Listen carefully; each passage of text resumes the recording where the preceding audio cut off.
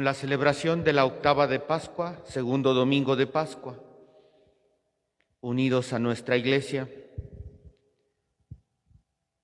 coronábamos esta celebración proclamando a Jesús, que es misericordia. Ya desde el Salmo del domingo de ayer, le decíamos en la liturgia, la misericordia del Señor es eterna. Y la proclamamos precisamente habiendo celebrado la Pascua, porque con la Pascua se da cumplimiento a todas las promesas de Dios. Con su resurrección nos da vida nueva, vida eterna, vida verdadera. Nos hace capaces de ser receptáculos de la gracia de Dios. Nos permite unirnos en intimidad a la presencia del resucitado. Pero ya el Salmo 117 de ayer nos recordaba, la misericordia de Dios no empezó ayer, o como muchos creen erróneamente, que con la autorización del Papa Juan Pablo II en el año 2000, empezó la misericordia de Dios, y no es así. La misericordia de Dios es eterna y existe desde siempre y se lleva a su realización, a su plenitud, con la resurrección de nuestro Señor que celebramos en la Pascua. Por eso hoy nuevamente el Salmo, ahora el Salmo 188, nos invita a tener esa actitud, sobre todo en esta semana encabezada por el Domingo de la Divina Misericordia. Que nosotros como creyentes sepamos apreciar el don inestimable y maravilloso de la misericordia de Dios sobre sus hijos. Por eso el Salmo nos invita a que en nuestra oración, en nuestra actitud, en nuestra vida interior, estemos proclamando sin cesar la misericordia del Señor. Recordemos que los salmos fueron escritos más o menos en torno a la época del rey David, muchísimos años antes de que Jesucristo viniera entre nosotros.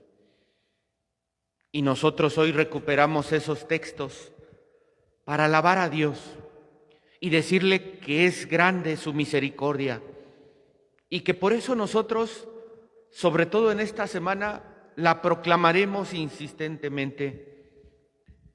Proclamar sin cesar. Es la actitud del cristiano, sobre todo es la actitud del que ha renacido en Cristo, del que ha renovado sus promesas bautismales, del que goza de la gracia del Espíritu Santo, proclamar sin cesar. Y es un proclamar sin cesar no solamente de labios, porque imagínense, si por un lado proclamamos la misericordia y por otro lado nuestra actitud es contraria a ella, ¿qué sentido tendría? Proclamar el Evangelio, nos dice también el día de hoy nuestro Señor por medio del evangelista San Marcos. Vayan por todo el mundo y prediquen el Evangelio a toda criatura. Pero no se trata solamente de decirlo con palabras. Se trata de que si hemos creído en Él, si hemos creído en la misericordia, vivamos la misericordia del Señor. Si hemos creído el Evangelio, vivamos el Evangelio del Señor. Y es en su gran misericordia que Dios nuestro Señor dejó fundada su iglesia. Es su gran misericordia del Señor que dejó establecidos los sacramentos, para que a través de la iglesia, a través de los sacramentos, a través de la vida cristiana, a través de la vida comunitaria, nosotros podamos gozar de esa misericordia del Señor. Yo creo que en coherencia de todo lo que nos dice la Sagrada Escritura, indudablemente la misericordia del Señor actúa, pero actúa en la persona de Jesucristo, actúa en la vida de la Iglesia, actúa en la comunidad cristiana, como lo veíamos el día de ayer. Jesús se aparece a los que están reunidos en el cenáculo.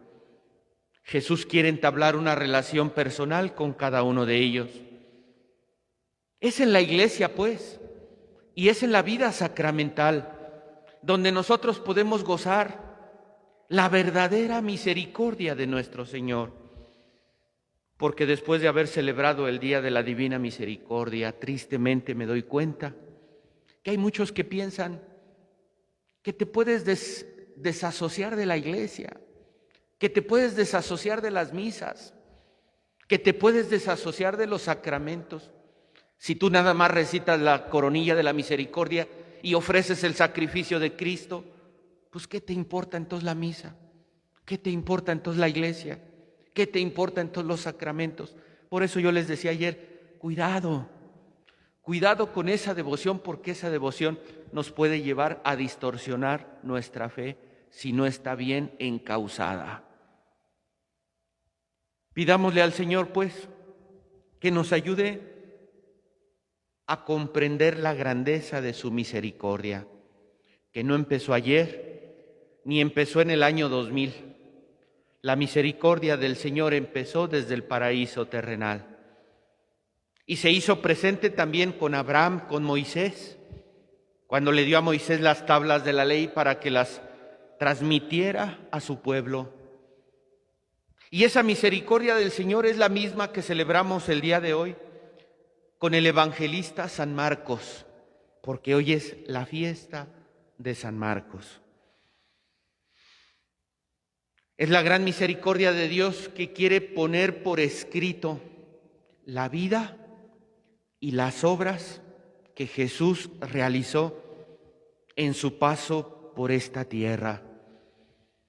Nosotros conocemos un solo evangelio, un evangelio con letra mayúscula, y el evangelio es Jesucristo. No hay otro evangelio. Por su gran misericordia, Dios nos hace conocer su santo evangelio. Pero ese evangelio es tan inmenso que no lo pudiéramos encerrar en una sola narración. Y por eso la misma misericordia de Dios permite que esa narración del evangelio tenga distintas ópticas, como distintas cámaras de una misma escena. San Marcos, San Mateo, San Lucas y San Juan. Durante muchos años se creyó que el evangelio más antiguo era el de Mateo. Por eso nuestras Biblias, cuando abrimos los evangelios, tenemos en el primer lugar a Mateo. Posteriormente, con los estudios exegéticos, se ha podido comprobar que fue San Marcos el primero que puso por escrito su evangelio. San Marcos nació en una familia acomodada hebrea y lo conocemos principalmente por lo que se dice de él en los Hechos de los Apóstoles. Directamente no fue discípulo de Jesús, directamente. Se dice que era muy jovencito, casi un niño, cuando Jesús predicaba. Algunos lo identifican con el muchacho hijo de la viuda de María. Marcos, posteriormente, colaboró con el apóstol San Pablo, a quien conoció en Jerusalén. Siguió también a Bernabé. Después de una discusión entre Pablo y Bernabé, Bernabé se distanció de Pablo y Marcos se fue con Bernabé. Pruebas de que Marcos estuvo en Roma. Cuando uno visita la ciudad de Roma, una de las basílicas más impresionantes en Roma, en el centro de la ciudad eterna, es la Basílica Romana de San Marcos. Se dice que esa basílica se construyó en el lugar en el que estaba la casa en donde vivía el evangelista. Dicen algunos, pero esto no está escrito, ¿verdad?, que San Marcos estuvo en Roma acompañando a Pedro y muy seguramente también acompañándolo en su martirio. De lo que no hay duda es de que Marcos fue una especie de secretario de San Pedro. Y si nosotros miramos su evangelio, el evangelio de San Marcos refleja lo que era la predicación de Pedro. Ya les decía yo desde el sábado que el evangelio de Marcos es el más corto, breve, conciso, claro, entendible, y que la recomendación siempre será empezar a leer la Escritura a través del Evangelio de San Marcos. Marcos, pues, fue el primero en escribir la historia que vivió Jesús sobre la tierra, sintética y concreta. Inicia con el bautismo de Jesús en el Jordán y concluye en el día de la resurrección, en tan solo 16 capítulos. Hoy, pues, celebramos la fiesta de San Marcos y damos gracias a Dios por su gran misericordia, porque gracias al Evangelio de San Marcos nosotros podemos conocer de una manera rápida y sintética la vida de Jesús y la historia de la salvación. Ese Marcos tuvo una especie de contraposición.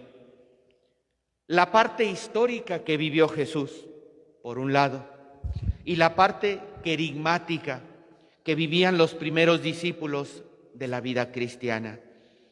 Y podemos apreciar en el Evangelio de San Marcos cómo trató él en su narración de unir el recuento de la historia de Jesús con la vivencia de la fe de las primeras comunidades cristianas. Y es así como la gran misericordia de Dios nos presenta el Santo Evangelio según San Marcos, por el cual nuestra Iglesia lo venera el día de hoy, 25 de abril. Pues que también nosotros, como lo decía yo en un principio, sepamos hacer coherente la narración de nuestra vida con la profesión de nuestra fe. Para Marcos fue un reto que él finalmente pudo plasmar en el Evangelio. Pero es el reto que nosotros tenemos también con nuestra vida al ver la obra de San Marcos. Si proclamamos nuestra fe en la resurrección, si proclamamos nuestra fe en la divina misericordia, si proclamamos nuestra fe en la vida de la Iglesia, ¿por qué no predico yo el Evangelio? ¿Por qué no me integro yo a la vida de la Iglesia? Porque en la Iglesia hay muchos que nomás ayudan de entrada por salida, pero no se quieren comprometer. Y cuando hay un compromiso, mejor no le entro. Y entonces, ¿en dónde está la coherencia? ¿Creemos o no creemos en el resucitado? ¿Creemos o no creemos que es en la Iglesia y es a través de los sacramentos donde derrama su gran misericordia? Pues que por la intercesión de San Marcos nosotros podamos vivir esa coherencia de fe que él logró plasmar en su Evangelio. Que así sea.